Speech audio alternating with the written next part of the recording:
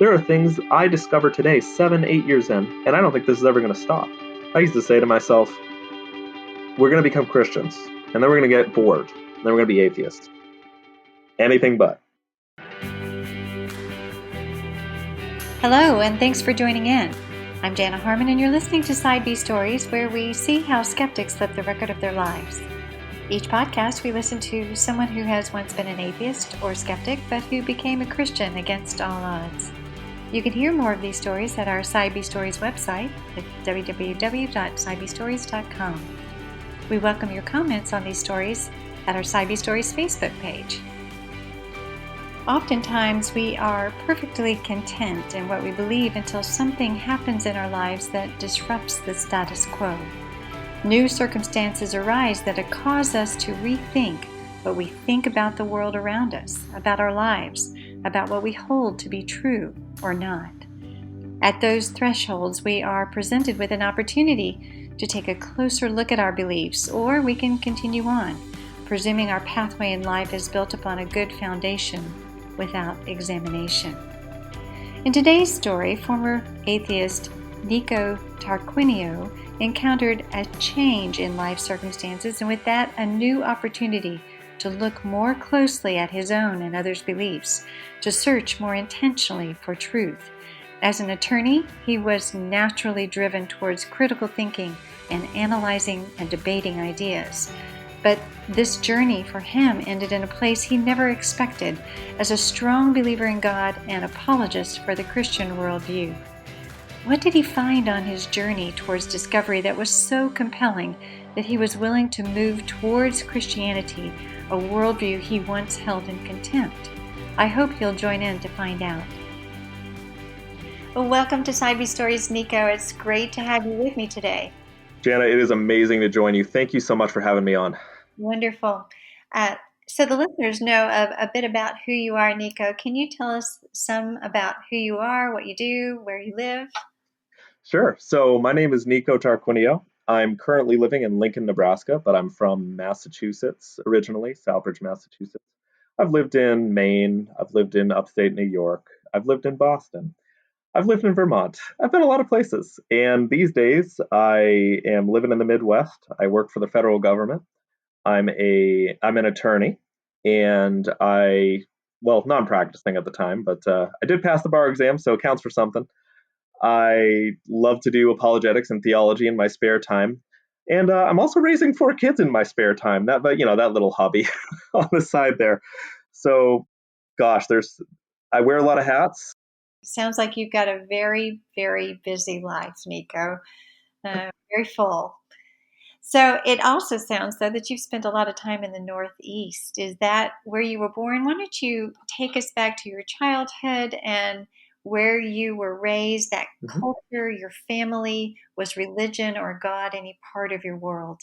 Sure. So I was raised in a contentious divorce situation. So my mother and father didn't see eye to eye. They often came to harsh words with each other. And I was primarily raised by my mother. My father, on the other hand, eventually moved to Florida for a while. My grandmother still lived in town.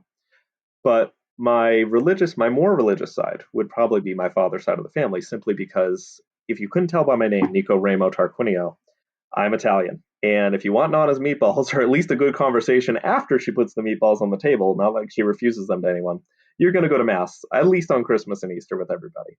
So that was kind of a very typical experience in the Northeast in general, but certainly within my family. And my mother, who was much more open spiritually, and she's a very brilliant woman, but I don't recall Bibles being in the house. I do recall seeing tarot cards, seeing spell books. I remember her going to psychics. She was very open spiritually, and I don't think that comes from a dark place or anything like that, but that kind of shows the kind of spiritual upbringing I had. We certainly didn't pray over dinner or do any of the kind of things we associate with Christianity in the household. There was a little crucifix above my bed from when I was baptized. Like most Catholics and Lutherans, I was baptized as a child, and but that was kind of it. It kind of becomes a point of celebration, and you get together on holidays and you go to Mass. And I would say that religion in our family was very strong, but only the strongest place that it was with my Italian Nana, as I mentioned, she had the house that she lived in was full of images of Jesus primarily. There were pictures of the saints, there were rosaries, there were Bibles, there were prayer books, there were pictures of church. It was very important to her, and she lived and she still does, live a very strong, spiritual, in the Christian sense, life. But she, English isn't her first language. She spent most of her time taking care of us, and she didn't kind of force it on anybody. It was kind of just her thing. And I remember going through my childhood, seeing all these beautiful pictures on the wall. And it was almost like I didn't see them. They were there, and I know that they were there, but I didn't know whose faces belonged to the pictures. So when I came back as an adult and a Christian, it was just such a light bulb moment where all of a sudden I go, Nana, that's Saint Anne, that's Saint Rita, that's Jesus in the Garden of the Gethsemane, that beautiful picture that looked over my bed when I stayed there. And they were beautiful works of art to me, but if anything, they were just boring old people things to me back then. It's just the faith certainly wasn't alive in my family, and I didn't really even go to church on any regular basis until confirmation rolled around, and my father had moved back from Florida and started taking me on Sundays. So even your father had some kind of appreciation for the Catholic Church or for confirmation, obviously, Mhm. that there was no animosity towards God or. Oh, absolutely not. No. I would say my father does believe, and strongly so. He certainly understood the need to go to church. And I mean, especially in the Italian culture, my actual godfather was my confirmation sponsor. It's actually it's not just a movie stereotype. Your godfather is a part of your life, spiritually speaking. Yes. So all that through all that time, Christmas, Easter's, confirmation, did you ever believe any of what you were being taught in any kind of personal way? Or was it just going through the motions of expectations? It was really going through the motions. I didn't really talk too much about what started me on this, what kind of immunized me to receiving any of these messages, because even on Christmas and Easter, you read from the Bible at Mass. I mean, you hear the Word of God, but I zone out. I mean, it's not something that struck me as important. And if you understand what confirmation is, I believe it's from Acts 18 in the Bible. That's when you really are supposed to be saying yes to God, at least in the Catholic faith. And I mean, I said it, but I said it because my parents wanted to throw a party for me after, and I wouldn't say otherwise, of course, to not to disrespect them or to destroy their expectations. But it really didn't mean anything to me. I mean, Catholicism to me was something to mock. The time that I was growing up was the time when you started hearing the allegations of the absolute terrible pedophilia scandals going on. So, what you would think of the entire faith was just completely and utterly, I mean, there was just no chance of me respecting it. Yeah, I would imagine, especially as you were getting into your preteen, teen age years, around that time, it was probably a little bit of an approach avoidance. I would imagine, especially if with that scandal and not really thinking or taking things personally in the faith to begin with, and the cultural animosity, all of those things kind of brewing together. And you mentioned something about your friends earlier. Did your friends embrace Catholicism, or were they mocking, or what was going on there? When you say cultural animosity, I think you hit the nail on the head of the experience of a child being raised in Southbridge, Massachusetts in the 90s. And I would say that's probably true of a lot of places in Massachusetts from what I was aware of. There are people, it's funny, I heard a interview with somebody who was raised in the Bible Belt saying, well, here in America, we still have respect for Christ. And that certainly wasn't the case where I grew up. Gosh, everything from the voices that I heard on the radio to things that I saw on TV to the books that I read were all steeped heavily against Jesus. I'm sure many of your viewers will be familiar with The Hitchhiker's Guide to the Galaxy, absolute classic. But that book starts off with an absolute indictment of God. It's a parody, and the book starts off with a overview of the universe. It goes in the beginning, God created the universe, and everyone mostly agreed that that was a bad idea. And then it quickly goes into God having an argument with somebody about why he even bothered creating them, and he disappears in, quote, a puff of logic. So these are the kind of voices that are in my young mind growing up, that God is incompatible with logic and reason. that it's a book of these, and this is when the new atheist movement was in full swing. I mean, you hear these things about, faith being belief despite the evidence from, popular celebrities at the time. I listen to a lot of rock music, and I will tell you that folks like Marilyn Manson and Slipknot were certainly not friends to the faith. I would say that even at a very young age, one of the experiences that I will never forget, and I really do think started to just knock things loose in my mind about what I would think about Christianity, was it was second, third grade. And none of my friends believed in Christianity. As far as I'm aware, I didn't know a single person who was a practicing Christian. We certainly had folks who would also go to Mass on Christmas and Easter, and who would even go to CCD class and things like that to make their sacraments. But I remember the conversation about Santa quickly shifting to Christ, because it was kind of like a Santa's not real. Of course he's not real. It's your parents putting gifts out for you. And then, people would start talking about, well, what else is real? What else is not real? And of course Jesus is going to come up.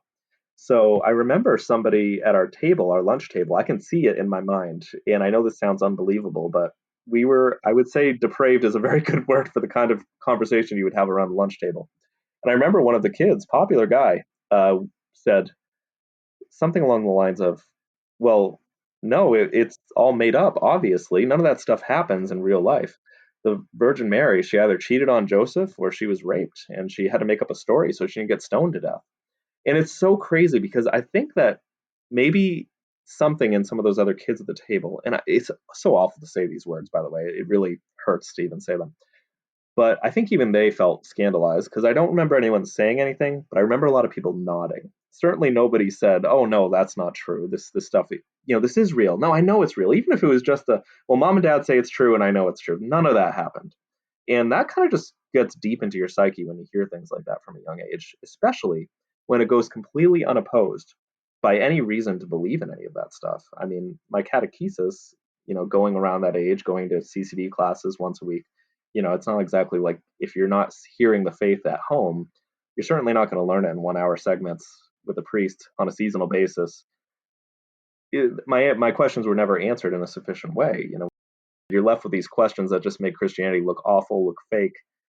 I could go on and on, but culturally, that animosity is definitely real, and there's certainly no incentive for. I mean, why would you believe in it if that's all you're hearing? Right, right. And so I guess during those teenage years, then you pushed back from any kind of Christian or Catholic identity. Yeah, yeah, in both cases, especially because that was, as things started to heat up in terms of dialogue in the United States, and especially with respect to things like gay marriage, we would see the media turn especially hard against now a faith that we were seeing exposed as having a lot of horrible secrets in terms of these pedophile scandals. And talking about things like gay marriage in the Westboro Baptist Church was ubiquitous on the news for a very hateful stances, not only just toward gay people, but toward veterans, toward people of other religions, toward Jewish people. So when you thought about Christians, you didn't think about much except ignorance and hatred. Mm. Yeah, that's a tough bill to sell, isn't it? You don't want to be a part of something that has so much negativity circling around it. And I would imagine too. I mean, you were questioning whether or not he was even real, much less good. So, so walk us on from there. Did you outright reject it? Did you just say, I don't know? How did you? It's funny, you hear a lot of conversations sometimes when you hear debates between Christians and atheists. A lot of times you hear the Christians pose the questions to the atheists. If would you want this to be real? And some atheists will say, especially some of the louder ones, I think Ricky Gervais is one, who would say something like, if God was real, I'd punch him in the nose for being so evil. But you have others who I feel like are more honest, and they say, well, if an all loving God who would make me happy for all eternity existed, of course I would want that to be real. So I think a deep part of me did want that to be true, not only just to please my family, who I already had a contentious relationship with, in the sense of the divorce going on and just a lot of friction that would happen in that sense. So when I went to college, there were a few times that I went to church to just try to see, is this for me? I was a young adult. I didn't have anything else to do. I was kind of a nerd. So I wasn't exactly getting invited to a lot of parties. I mean, I did end up going to quite a few over time, but I would go. And here's the thing, it's the Northeast Catholic experience. You go to church and there's one person there and they're probably in their 80s. And I'd go alone, and what I would hear being said, again, the backdrop is the US and a lot of social turns going on.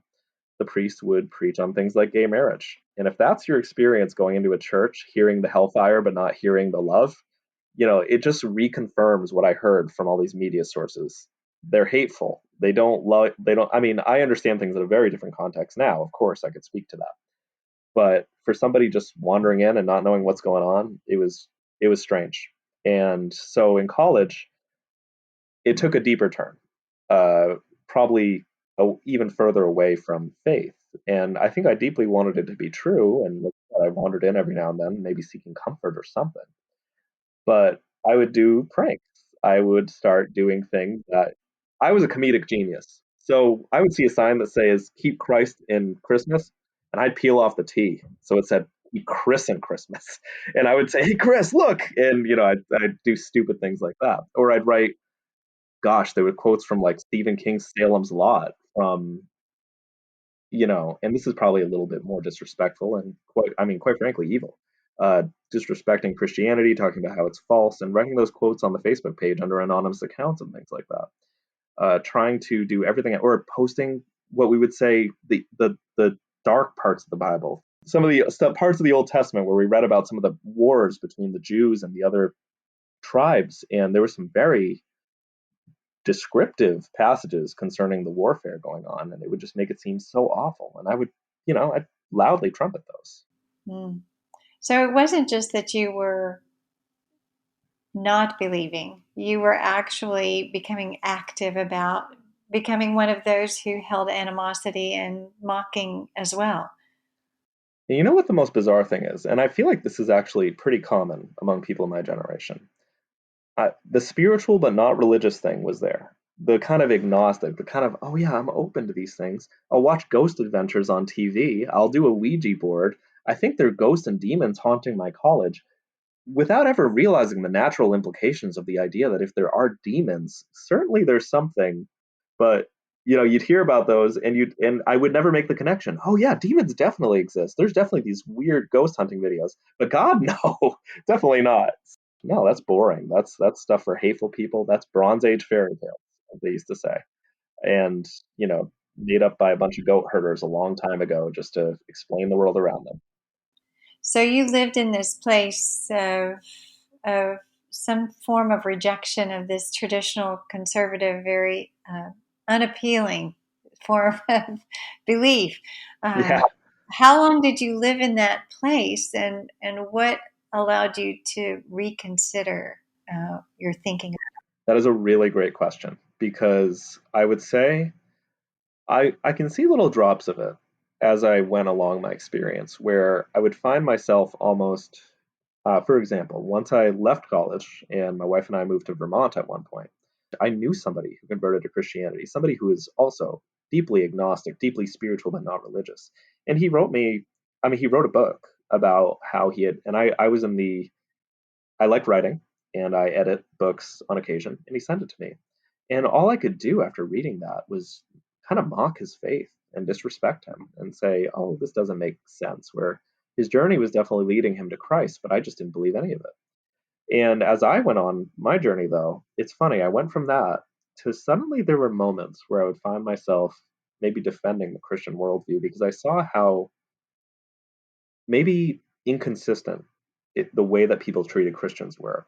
My wife was she was taking college classes on the side at a college in Vermont. And I remember at one time there was an assignment, and it was an online class, and the professor asked them to discuss and compare mythologies. And these mythologies would be Greek and Egyptian and Norse and Christian. And there were Christians in that class. But the person wrote a message saying, hey, I think this label is a little bit disrespectful to those of us who currently practice this faith and believe it to be true. And I remember helping my wife write a letter to the professor saying, this is not okay. You should respect other people. We didn't even believe in it. And that was probably around that time was probably my first delve into Christianity. And one of the other sources, I don't know, some of your viewers may be familiar with them, even some people who have no, like, just completely secular. There's a guy named Dave Ramsey, he's a popular financial coach. And my wife and I were on our own completely. We needed to shore up our finances. And at the very end of Dave Ramsey's financial peace program, and a lot of times he cites the Bible throughout it and some basic financial principles about lending and things like that. There's a bonus episode, and if you watch the bonus episode, and we did because we had nothing else to do, he implores the viewers to just pick up the Bible if any of it resonated with him. So my wife and I went and bought a Bible, and that was what really started to open my mind, and we started to try to read it together, just like any other book. And unfortunately, again, that cultural animosity, I love those words, really came to me again because we would read stuff like Leviticus, and Leviticus would seem like it's condemning, depending on who you listen to, lifestyles and people instead of being understanding it in the proper context that it was meant for back then. And my goodness, it brought me right back to my childhood again. This is all just empty. This is just people trying to moralize. This is people trying to be, I'm superior to other people because I read this book and I go to church once every few months. There's a quote, and I'm going to bring it up now because I think it's maybe the most important quote to me these days and throughout this entire experience of converting. And it's from C.S. Lewis. In terms of how I relate to the Bible, Christianity, if false, is of no importance, and if true, of infinite importance. But the one thing it cannot be is moderately important. But everybody in my life up until this point treated it as moderately important. Yeah, we'd go to church, but to a young mind who's skeptical of things and who's trying to understand the world around him, I'm studying things in school, I'm trying to understand things. Why, logically speaking, if you believe that there is a God of the universe who numbered every hair on your head, why would you go to church once every 6 months or so? I mean, that just seems like a waste of time because if you care about him, if he's real, certainly you would be giving your whole life to him. But if, what is the point otherwise? Why not just own up to it? Don't go to church if it's not a thing. And anyway, so that was kind of my experience up until then. And then I read the Bible, and to me, yeah, these are all, it's just moderately important. It's nothing. These are just people who want to moralize others. But since reading the Bible, at least, and seeing people like Dave Ramsey, who's probably one of the first sincere Christians I've ever seen in media, years started to move here. That, well, I can't just say Christians disrespect these people, so I'm gonna go with these people. I'm gonna protect those people from the evil Christians. But then see somebody else going after a Christian and not say, hey, wait, leave them alone. You can't call their faith mythology. So things started to change a little bit. I'd like to pause for a moment to let you know that we would love to connect with you on social media. Follow Side B Stories on Facebook, Instagram, and Twitter, and stay updated on our new episode releases, resources, and Side B Stories news there. As you interact and share our online content, you can help others find us and help spread the word of these amazing, unlikely stories of atheists and skeptics finding God and Christianity. Just search Side B Stories on Facebook, Instagram, and Twitter and connect with us today. Now back to our story. Yeah, that is interesting because you were, again, it seemed like a bit of dissonance going on there because you're reading the Bible and feeling those, it's pulling back those negative emotions of, this is just moralizing text. But yet you see a counterbalance with an authentic Christian in Dave Ramsey. It feels like two sides of a coin that don't seem to be able to reconcile, at least at that time. But yet you were willing to contend for its viability in are respecting a Christian and their beliefs as more than mythology. So it does feel like you're kind of wavering a little bit, going back and forth, trying to navigate these waters of what this really is. Yeah, it was definitely a back and forth is a good word for it. I certainly didn't as a child, which is kind of crazy when you come to know authentic Bible reading, Bible believing Christians. Because again, if it's important, why wouldn't you? Even if it is a hard book to read. And it started coming crashing down again to the point where we just rejected it. I remember a couple times in that early period of us, and I was recently out of law school. We tried to go to a church, but maybe I chose a bad day because I walk in the door. My experience is this: They give us a $50 gift card to go get coffee, which, okay, like nice gesture. I love coffee, but seemed a little weird. And then we go in, and there's an issue. And I loved the worship part. I loved the music. Beautiful, cool stuff. Seeing all these people who are raising their hands, and there was something there that I admired, and something that I just couldn't understand because I never felt that way before. But there was an issue with the projector, and the pastor started yelling at the projectionist, and it actually sounded like he threatened him, like he was going to harm him. And not only that, but the sermon, almost the entirety of the sermon was, one, you need to give more money because we're not going to be able to keep our doors open. Two, you need to fast because God spoke to me and says, you in the crowd need to fast. And now, granted, I believe some people hear the voice of God, not only just through reading the Bible, but I think sometimes that still small voice is there. But as somebody who has no belief whatsoever, when you go in and somebody gives you a card to stay, then tells you to give them money, then tells you that God told them to do something, don't eat food, God told me that you can't eat tonight. My wife and I didn't go back for a while, and we stopped reading those Bibles. And that led to, I would say, maybe the deepest period of atheism that I ever experienced, where I just said, that's it. I mean, I have no desire to go to church after that. So you adopted an atheist identity then. I mean, you came to a place where you basically confirmed, at least for yourself, that God does not exist, could not exist in light of all of these things we're observing about people who portray God or Christianity in such an off-putting way. So then, of course, you're no longer. I get the sense that Christianity is infinitely important for you now. So how did you make that turn or that change? So my wife and I were married. We were married actually about a year into law school at that point. But if it gives you a sense of where we were religiously at that point, we have our vows. I actually have them in a little scrapbook over here. And my wife and I, when we were writing them, we made sure to scrub all references to God, because what did God do for us? I mean, the only people who were ever real to each other in our lives at that point were each other. So we had written God off, and we were in our marriage. We were happy with each other.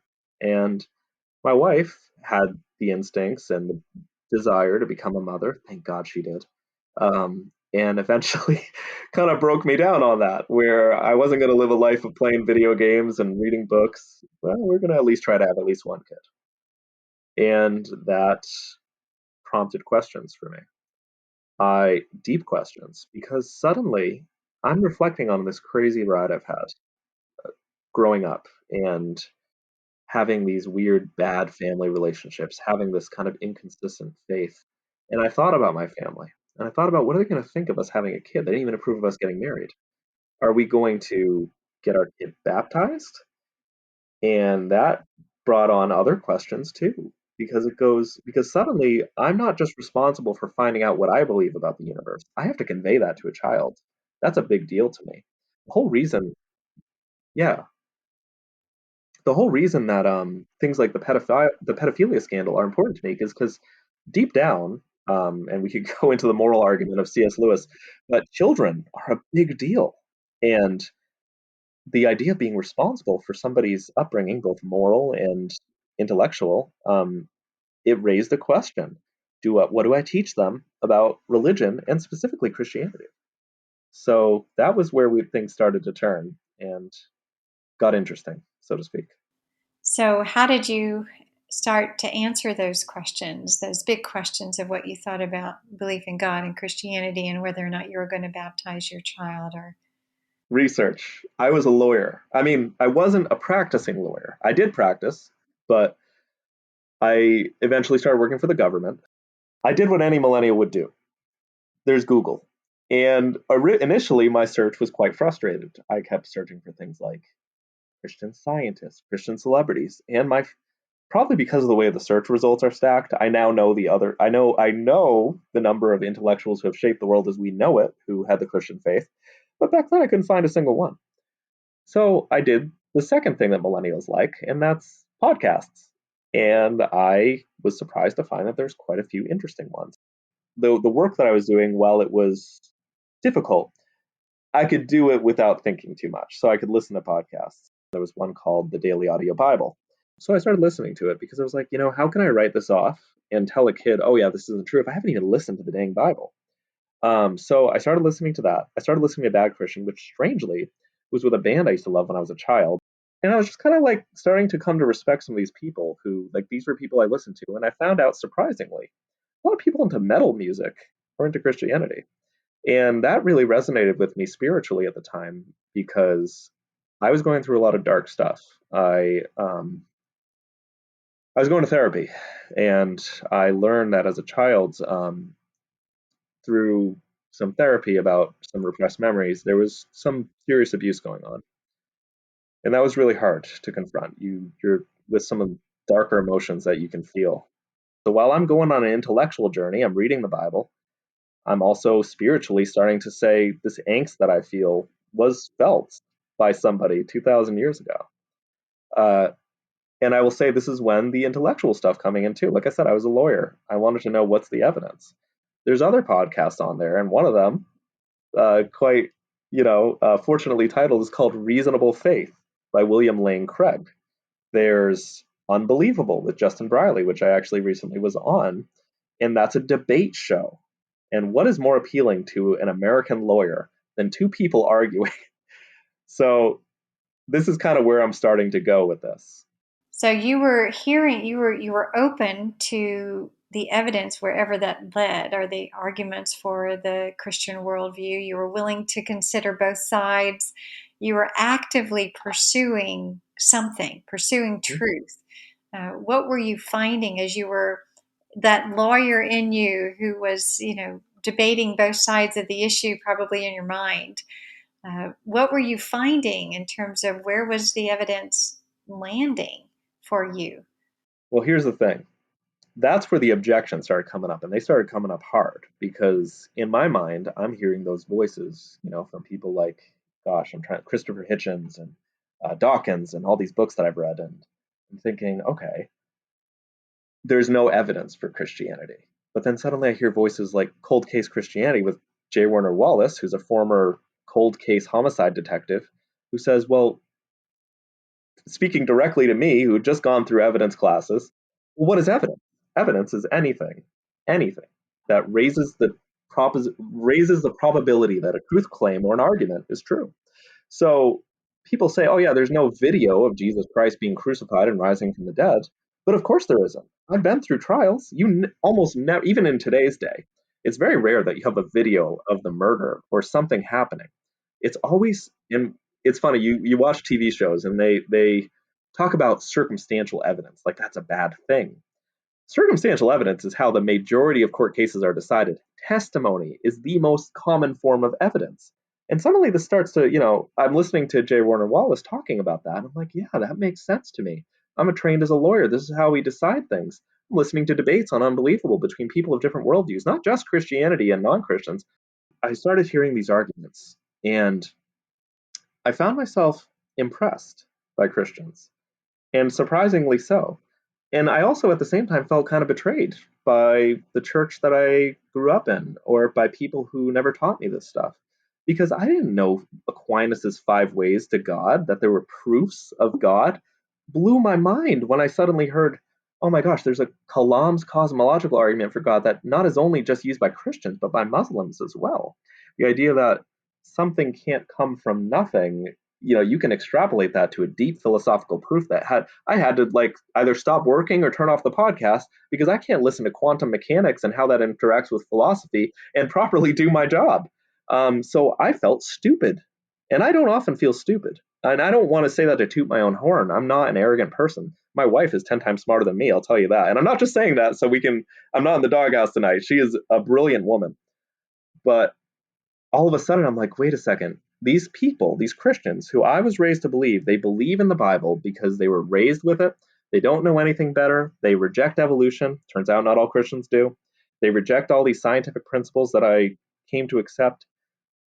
Some of them are, and I'm not saying some of them in a derogatory way. I'm saying some of them have very good reasons to believe why they believed, and they should. I mean, it's what 1 Peter 3:15 or something like that. have a good reason to believe what you believe. And anyway, so this is getting more intense, this search for me. But while this search is getting more intense, something kind of hard happened, and I don't know if you want me to go into that, but I can. Yes, what else happened? Yeah. So almost as if, well, I'm starting to have hope that these arguments for Christianity might actually be good. And I will say that not every debate I listened to was I sided with the Christian. There was many where I said, ah, that Christian was, kind of just talking um, nonsense and just saying, well, the Bible says it's true, which is what I always believed Christians did. But some of them genuinely had things I'd never considered before, like the fine tuning argument. Well, meanwhile, hardship starts to strike again in my life. And while I'm going through some dark things in therapy, my wife and we're not conceiving. I mean, we're trying to have a kid, and it's just not happening. And there are a lot of people out there who are probably going to hear this who have been through infertility or maybe still are and never come out of that. It's really hard on you emotionally. Even as me, as somebody who didn't want to have a child, it really broke my heart. And seeing my wife just disappointed month after month, just knowing that, you know, this future that we had kind of planned for ourselves just wasn't coming. It was absolutely devastating for my relationship, for my idea that maybe there is a God who cares about us, because obviously, to the uninitiated, you often hear people say, oh, that bad thing happened. Well, where was God? Oh, you're infertile? Why doesn't God fix that? I mean, it's in the Bible. So much of the Old Testament deals with people who couldn't have children. And so it's going both ways. It's interesting. My wife's searching Pinterest boards and things like that for infertility resources. And you find Bible verses about God making your life fruitful. It wasn't happening to us. What did I do to deserve this kind of thing? So you were in a difficult time emotionally, but it sounds like it pushed you away from God. All the while you were perhaps being positively impressed or challenged by the Christian worldview by intellectually astute people.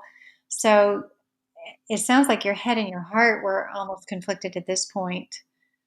It was a battle. This is when I started to pray. And this is like the prayers of an idiot who never read anything about Christianity and still had that genie mindset. God, well, if you're real, why don't you just reveal yourself to me? You knocked Paul off that horse. Why don't you knock me off that horse? Strike me with lightning. Do something here. I'm reaching out. Where are you? And wasn't getting anything. God, if you're real, why don't you just make my wife pregnant? Show me that you're real tomorrow. You know. And these are, now I understand, selfish, immature, not real Christian prayers, but to somebody who doesn't understand Christianity, they sound right. And I'm like, okay, well, if God's real, shouldn't he wants me to believe in him, right? So where is he? And that's getting more intense. And I'm starting to kind of bring my wife along for the ride because obviously she's stuck in the same house with me. She certainly wasn't having it. I bought her a planner once. I remember we were talking about this. It had Bible verses in it just to see if I could get her kind of interested. She's like, "Why did you buy this for me? I don't want this. Where's God in our walk? With life." And then but she loves me somehow, and she got me. We love books too, so we love books. We love each other. We're at Barnes and Noble one night, and there's a bargain section. She gets me a book. It's called Letters to an Atheist by Peter Kreeft, and she knew all the stuff that I was interested in. Now, Peter Kreeft, for those of you who don't know, is, at least in my opinion, one of the smartest theologians of this era. And I read this book because my wife hands it to me and says, "This sounds like you." So I start reading it.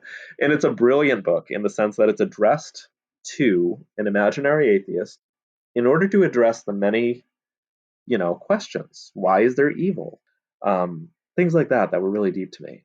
And I was reading this book, and it was late at night. And I remember you have these moments that in your journey that kind of stand out to you. And I remember my wife, she never slept well to begin with. And during what we were going through, emotionally speaking, she was kept up late at night.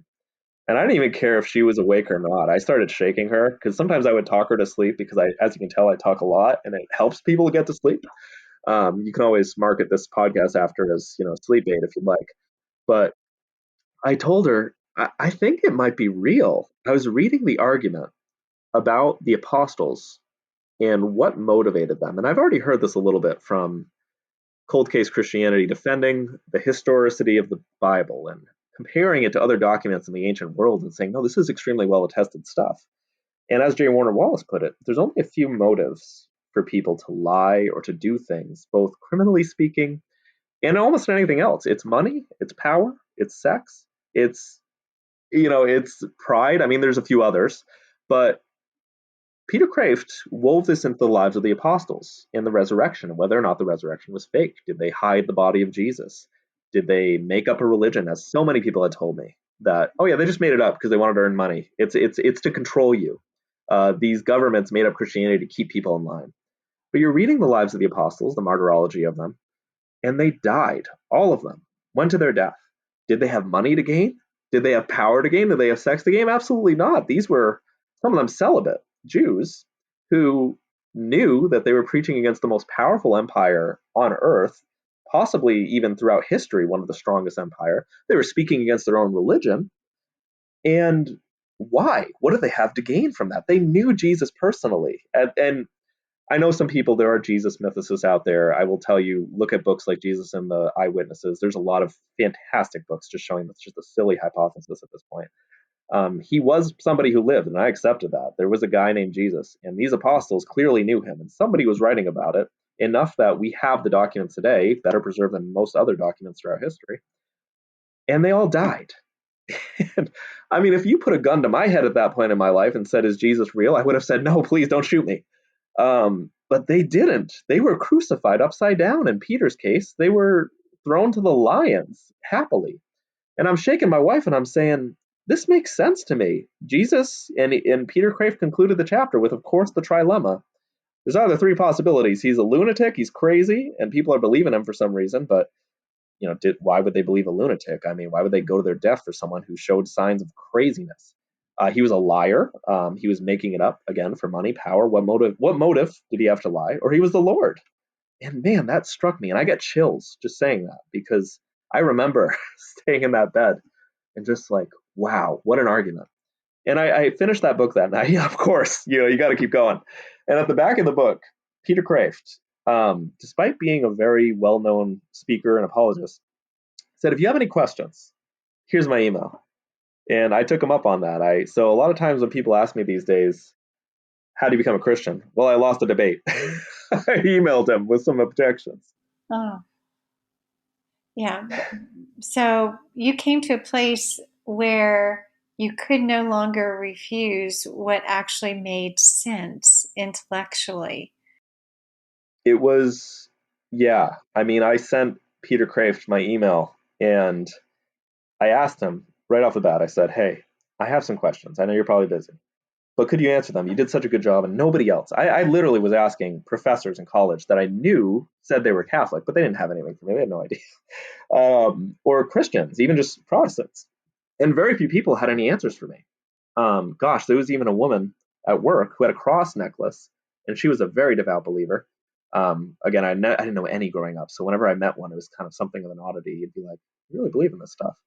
And she's still a friend to this day, wonderful woman, and that's a note, by the way, for any Christians out there. If you ever wonder whether or not you should be wearing crosses around your neck and things like that, it might help somebody because I asked her about her faith, and she helped me a little bit later on. Anyway, so yeah, Peter Kreeft, his response to me when I asked him if I could ask him questions was, yeah, of course. And if you have questions that Christianity can't answer, you shouldn't believe it. I said, what? You're saying that if I have a question for you and you can't answer it, I shouldn't believe in Christianity. I'm like, well, game on, buddy. And so I took him up on that. I was kind of arrogant. I'm like, okay, I've got some hard ones for you. And I mean, there were things, again, problem of evil. Why do all these churches disagree?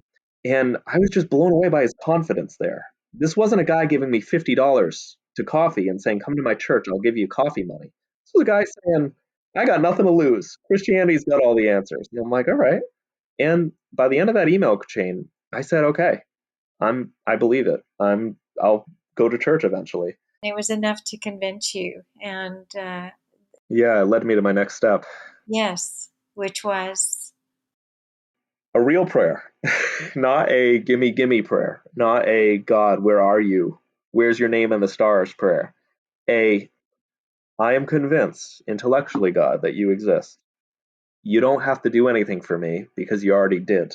You died on a cross for me. And I love you. thank you for showing yourself to me. I've been asking you all this time, and I kind of had to meet you. You left these crumbs for me, and I see that this is your way of approaching me. Gosh, infinitely powerful God, arranging things providentially so that I come upon these books. I mean, how else could it be? So I prayed and I said, God, I don't care. You don't have to make my wife pregnant. You don't have to sh- appear to me in a beam of light and say, here I am, ask me questions. I really think you're real, and I'm going to believe in you no matter what. And this was actually, so this was over a year in our journey, my wife and I. There was a lot going on that week, and it was really hard, I would say, because we had already come to terms with the fact that we weren't having a kid. I was going to an adoption conference the very next week. I know this all sounds very crazy, but I mean, we had an IVF appointment that Monday morning. I was praying on a Sunday. Obviously, we weren't going to church because we didn't really know where to start. Um, and my wife wasn't exactly along for the ride at that point either. Um, and that very night, we had a big fight right after I prayed. My wife was devastated. I don't blame her. I mean, she was kind of like, "How can you still have hope? I just want to have your kids. What is that really so much to ask? I just want to be a mother." And she went to bed in tears. I mean, we it was a really rough night for us. So, I mean, that was a big moment. I was Christian, she wasn't, and there was a lot going on for us in the background. We're going to take a break for a moment from our story so that I can tell you about the C.S. Lewis Institute Fellows Program. This program is a 12-month discipleship course that focuses on monthly themes related to theology, spiritual formation, and apologetics. Through the structure of a strong curriculum, like-minded community, and a one-on-one mentorship, our fellows encounter a life-changing experience that develops them to grow deeper in their faith as disciples of Christ. The C.S. Lewis Institute is now accepting applications for this Fellows Program. It is offered in 15 different cities and is for Christians who are seeking to broaden their Christian education and deepen their personal faith. To learn more and to find out if you live in a city where the Fellows Program is offered, please visit www.cslewisinstitute.org. Now, we'll return to our story. So then obviously you have 4 children, and so your infertility issues were resolved in some way.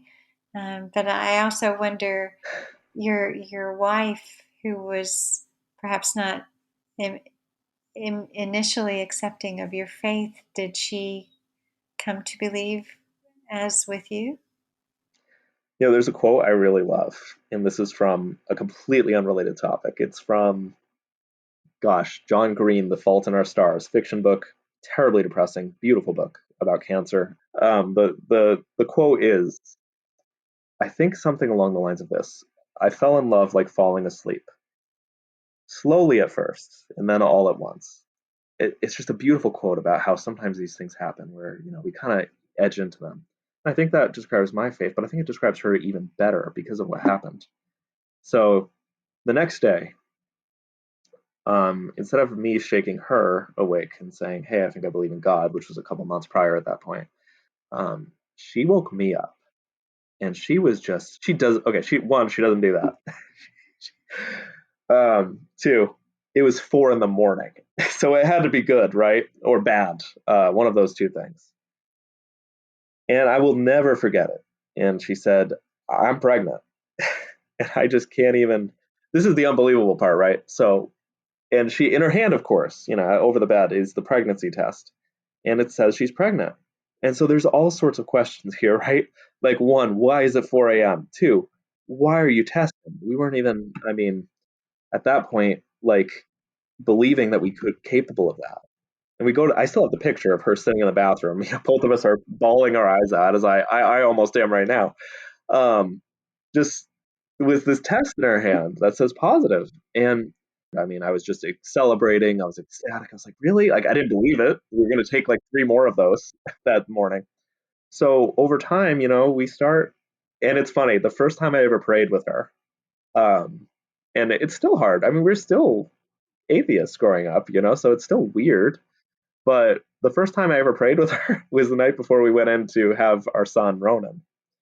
And she obviously is first time mom about to give birth. I mean, gosh, I would be terrified too. So we said a prayer together.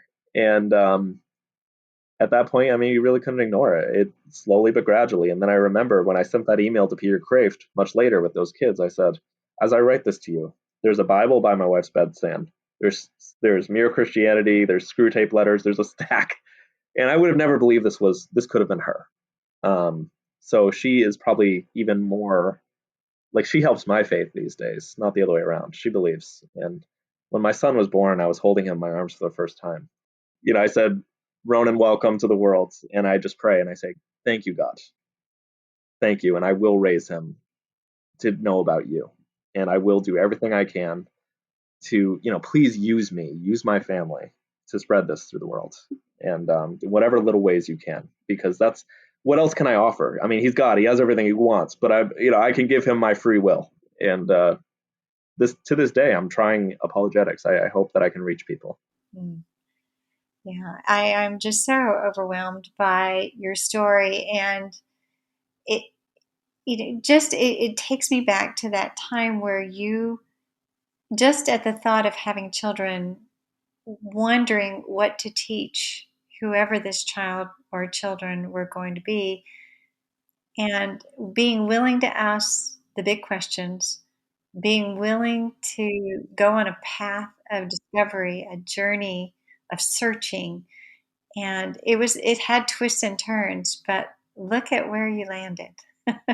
I think that God honored your journey, and obviously has you are not only convinced intellectually, but you have a very palpable passion about who it is you believe and what you believe and why you believe it and what you want to do, like you say, with your life. It's just extraordinary, Nico, and I'm just very taken by the full arc of it, of moving from such skeptical atheism to such profound and deep belief in God.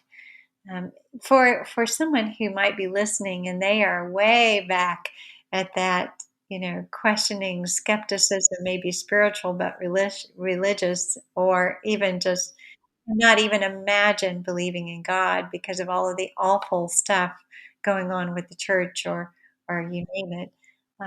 What would you say to someone like that who might be willing to take a second look? The two big things. One, don't assume that you understand the objections that you're putting out for Christianity until you've read the other side. Seek out debates. Seek out, unless you've even broached you don't have to read the Summa Theologica or whatever it's, I don't even know if I can pronounce that correctly. You don't have to read Thomas Aquinas. But if you don't understand the main arguments on which Christianity is based, don't assume you know. At least, and this is what I've always said to atheists, I usually give a list of books. And I'll say, and even stuff like C.S. Lewis, Mere Christianity, I mean, there's essential reading. And I never say an atheist, read this and be converted. I say, read this because either you're going to convert to Christianity or you're not going to be converted, but you're going to be a better person for it. You're going to be a smarter person for it. You're going to be affirmed in your atheism and you'll understand why you don't believe what you don't believe. And so I would say read and don't just assume that this is all just Bronze Age fairy tales or all this craziness. There's such, I mean, some of the smartest minds, I believe, in history were at least faithful. I mean, at least deist. Don't write it off for the worst. Don't look at the worst Christians, just like I wouldn't look at the worst atheists as examples of atheists. And I would say number two, this is going to sound weird, and this is going to sound, everyone's going to look at me and be like, oh, yeah, of course the Catholic would say this. Don't just read the Bible. If you're going to read the Bible, and you absolutely should, even if you're a committed atheist and you will never convert, it is one of the most important works ever composed. It's multiple works in human history. Read it with commentary. Read it listen to the Bible in a Year podcast with Mike Schmidt, where he's going to explain some stuff to you, because there's stuff in there that's going to sound absolutely bizarre. You got talking donkeys, you got talking serpents. None of that's going to make any sense to you, and you're just going to do what people like, I think Penn Jillette, Penn and Teller would say, I'm not a Christian because I read the Bible. Well, sure you did, but did you? The Bible is a collection of works across thousands of years, written by different cultures for different audiences with different understandings of the world in a different language. So to think that you can just pick up the Bible, now granted, I do believe it's inspired by God. The Holy Spirit is there. He will speak to you when you read it. I believe that 100%. And I will believe he leads you to truth through reading it. There are things I discovered today, 7, 8 years in, and I don't think this is ever going to stop. I used to say to myself, we're going to become Christians, and then we're going to get bored, and then we're going to be atheists. Anything but. We've never stopped reading. There's so much. I told you I used to be into sci-fi fantasy. Now I'm into history, because there's just so much to learn. And I feel like there's not a Sunday that goes by where I hear something that I may have heard 3 times before that I'm like, oh my gosh, not only was this a callback to the Old Testament and Isaiah 22, but this is like also has like context from the culture going on at that time. So my advice, twofold again. Read, be open-minded, at least try to understand what steel man your opponents, don't straw man your opponents. St. Thomas Aquinas was famous for steel manning his opponents in debates before he tried to knock them down. Do the same to us. Try to knock down our arguments. Take us at our absolute best. Look at the five ways. See if you can find a way around them, because I don't think anyone has. And actually read the Bible with a mind for being open to what it says culturally. Look into what it actually does say, and just be open-minded. That's all I would say. I'm open-minded to other truth claims too. I like reading books by atheists still. I like reading books by different denominations in Christianity. We're made better. Again, this is my lawyer speaking. In America, and this definitely, now set aside corruption and other things like that, the best way you're going to learn what the truth is by setting the two opposing claims against each other, and the truth always wins out. And I believe Jesus Christ is that truth. He is truth incarnate. He is the Word. Yeah, that's powerful. I think it's very important what you're saying, because as you have said before, I think people dismiss Christianity out of hand without a hearing, and it is important to understand what it is you're rejecting by giving it due diligence without just rejecting it out of hand. So I appreciate your encouragement there. So for the Christian who's listening, and they know a skeptic in their life who seems to be perhaps where you were way back when, and they want to somehow engage them in a meaningful way, what would you encourage them to do or to say? So much. We are in an age of hyper skepticism. So my advice is this: if you are a Christian, be prepared to have a reason for why you believe. When I teach my 5th grade class, I would say, why are you Christian? Was my first question. And so many of the answers were, well, because mom and dad told me I have to be. And I want to teach these kids, I mean, even if their answer is because I think it's true, well, why? I, and I think that's something that we have to be prepared to give to others too. And it can't simply be because the Bible says so. And I see that in online comments all the time. And as somebody who once heard those arguments, that was the worst argument. That was the one that you just wrote off Christians as, is they're just going to say, oh yeah, the Bible says it's true. Because as a atheist, one of the objections was often, well, why aren't there other things besides the Bible? Long story short, you got to be ready to explain why is the Bible a reliable source if you're going to want to point them to that. So for Christians out there who want to kind of bring their atheist friends along for the ride, what you can do as a Christian is knock down the obstacles, that the walls that they have humans put up. We see it in the Bible. There are people, it says there are going to be people who don't understand why you believe what you believe, and you need to kind of be ready to account for that. I've actually heard atheists argue to me that the Big Bang is evidence that Christianity doesn't exist. And I think that's absolutely hilarious, because those who actually understand it know that George Lemaitre, I don't know if I'm pronouncing his name right, was a priest, and he was scoffed at by other scientists as trying to backdoor creation into his scientific theories. Um, so anyway, just be ready. Prepare your teenage kids when they go out into the world, and even before that, for the challenges that they're going to, ultimately be raised with. And, we can't force them to believe. That's one thing to always understand. You can't force a kid to believe. In fact, if anything, that's just going to make it worse. You can't give them a $50 coffee gift card and say, this is going to come to church. That's not going to work. You have to convince them. And that starts in your own home. And it starts with the way you live your life. Do you act as if, it really starts with whether or not you live out those words, that the only thing that Christianity cannot be is moderately important, because it's infinitely important. You're going to be at church every week.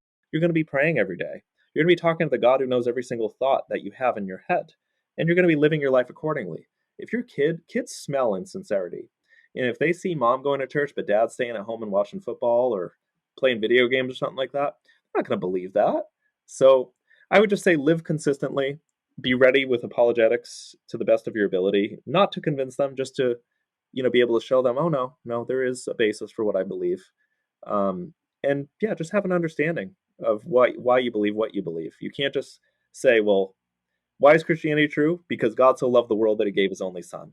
You're not going to win anybody over with that. I've seen people try. It wouldn't have won me over. It's not going to win everybody else over. You can't just throw what they already don't believe at them and hope for it to land. You have to tell them, why should I believe that?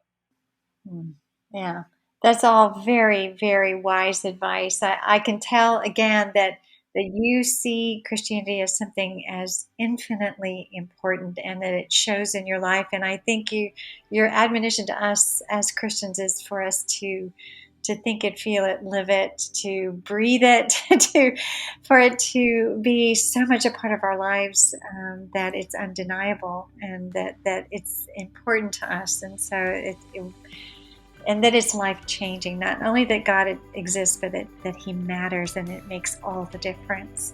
So thank you so, so much, Nico. I have loved our conversation today, and I really genuinely appreciate your coming on to tell your story.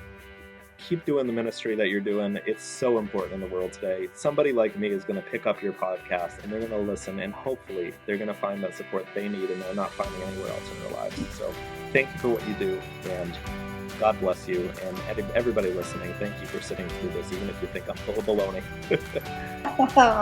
Oh, thanks so much, Nico. Thank you. Thanks for tuning into Sci-B Stories to hear Nico's story. You can find out more about Nico and the resources he recommended in this episode in our episode notes. For questions and feedback about this podcast, you can contact me through our website at www.scibstories.com. Also, if you're a skeptic or atheist who would like to connect with one of our former atheists with questions, please contact us on our Sci-B Stories website and we'll get you connected. I hope if you enjoyed it that you'll follow, rate, review, and share this podcast with your friends and social network. In the meantime, I'll be looking forward to seeing you next time, where we'll see how another skeptic flips the record of their life.